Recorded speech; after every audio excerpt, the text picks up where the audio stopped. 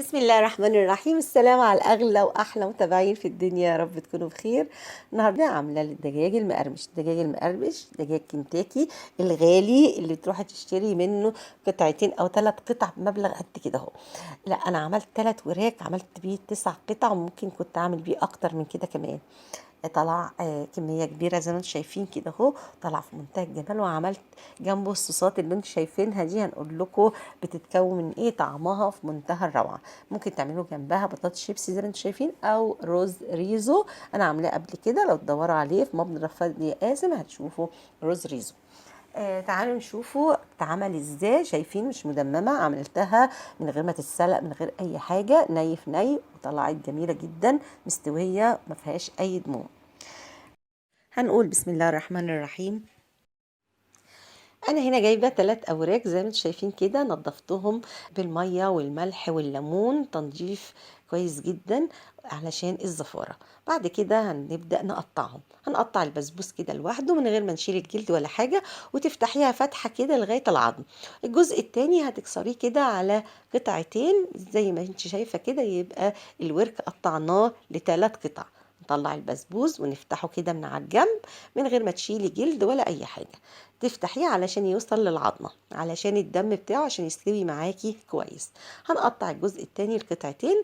هنقطع ال3 اوراق زي ما انتم شايفين كده ل9 قطع، 9 قطع محترمين. المهم هنجيب التتبيلة بتاعتنا. التتبيلة بتاعتنا عبارة عن ملح وبيكنج باودر، وكمان سماق، شطة، توم باودر، بصل باودر، بابريكا، فلفل اسود، كاري. ممكن تشيلي اي جزء من الاجزاء دي، مفيش مشكلة. هنخلطهم على بعض زي ما انت شايفه كده. طبعا البيكنج باودر مش باين، هي انا حاطه نص معلقه بيكنج باودر بس عشان يديكي هيشان كده وما يبقاش مكبوس.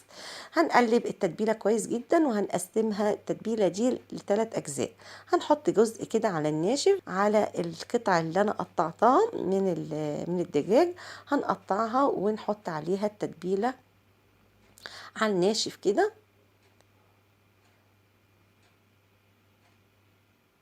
هنسيبها على جنب او تحطيها في التلاجة، يعني زي ما تقولي ساعة ساعتين، مش مشكلة. هنجيب بقى كوباية دقيق ومعلقتين كبار من النشا. هنحط التاني، الجزء التاني من التتبيلة على الدقيق بتاعنا والنشا اللي احنا حطيناه. هنضيف عليها كوباية مية. هنحط المية جزء كده لغاية ما يبقى. هوريكم القوام بتاعه. انا عايزة قوامه لا تقيل ولا خفيف، قوام متوسط. انا هنا هنحط دبس رمان. لو ما عندكيش دبس رمان هتحطي نص ليمونة كده، هتدي نفس التست. هنقلبها كويس جدا كده بمضرب اليدوي كده لغايه ما تنعم معايا. شايفين القوام بتاعها لا تقيل ولا خفيف. هنبدا بقى نرص قطع الدجاج بتاعتنا في المزيج ده اللي احنا عملناه. هترصي الكميه كلها، انا عايزاها تتشرب من المزيج ده، والتتبيله حلوه قوي. لا هتضيفي بقى لبن ولا هتضيفي بيض ولا هتضيفي حاجه. دي الدجاج المقرمش الموفر زي ما بيعملوه بالظبط في المطاعم، يعني لا بيضيفوا بيض ولا لبن. زي ما انت شايفه كده التتبيله بنفس التتبيله بنفس المكونات. انا سبتها بقى حوالي ساعه ولا ساعتين تتبل. هنحط هنا مايونيز، وبعدين مستردة، وكمان صوص الشطة. لو ما عندكيش أطفال، لو عندك أطفال طبعا مش هتحطي صوص الشطة ده، ممكن تحطي كاتشب. هنقلبهم على بعض، وبعدين هنشوف برضو صوص التاني.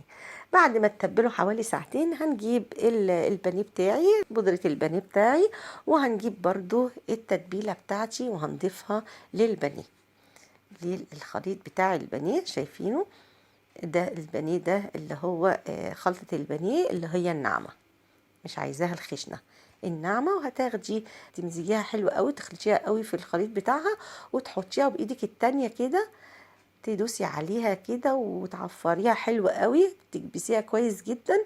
شايفين؟ وتنفضيها وتحطيها في الصينيه بتاعتك جزء جزء كده. بصي انا باخد من التتبيله بتاعتها، بشربها من التتبيله حلوه قوي، وبنحط عليها تتبيله البانيه. شايفين؟ كبسها كويس جدا، ايد تعملي بيها والايد التانية تبقى ناشفه، تكبسي بيها وتخلطي فيها، يعني ايد فيها الخليط وايد التانية ناشفه. هنحط كل القطع كده، تشربيها كويس جدا من المزيج ده، وتحطيها في البانيه. شايفين عملت كل الكميه. اللي يفضل منك ممكن تحطيه في برطمان وتشيليه في التلاجة، تعملي بيه مره تاني او تعملي عليه وتعملي بيه مره تاني. هنا الزيت سخنته كويس جدا، سخن حلو قوي، ما تبقاش بارد ولا متوسط، لا حلو حامي. وبعدين بتنزلي على طول بالقطع بتاعتك، مثلا 3 4 قطع كده، هو الزيت بيبرد معاكي شويه.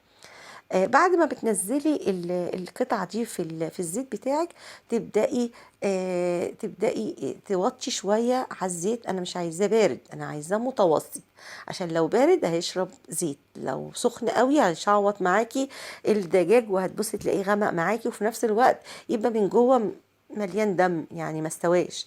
فاحنا عايزينه اللي هو متوسط. شايفاه؟ وتقلبي فيه كده شمال ويمين. انا عايزاه، مش عايزاه يغمق معاكي، عايزاه باللون الذهبي الحلو اللي انت شايفاه ده. هيفضل كده حوالي، وتاخديه بقى بالماشة كده وتحطي في المصفى، تصفيه كويس جدا من الزيت، يعني تصفيهم كويس جدا من الزيت. عايزة تحطيه في على مناديل، على، المهم تحطيه في مصفى، المهم ينزل زيته كله. بعد كده بتحطيه بقى على بطاطس، او بتحطي تعملي روز ريزو معاه، بيبقى جميل جدا. هنا الصوص الاولاني عباره عن مايونيز ومستردة وصوص حار. التاني ده طحينه وعليها صوص حار برضو. زي ما بقول لك، ممكن تعملي مع الاكله دي روز ريزو اللي هو المسكر، بيبقى جميل جدا، او تعملي معاه شيبسي كده بيبقى برضو جميل. اقول لكمش كان طعمه جميل، استوى حلو قوي. شايفين؟ ما فيهوش دم، ما فيهوش اي حاجه، مستوي كويس جدا من جوه. شايفين القطعة جميلة جدا ومشبعة. يا ريت اللي يعجبها الفيديو تنسينيش في اللايك والشير والاشتراك، تفعيل الجرس للكل عشان يوصل لها كل جديد. اسيبكم في رعاية الله وحفظه. كانت معاكم فادي قاسم.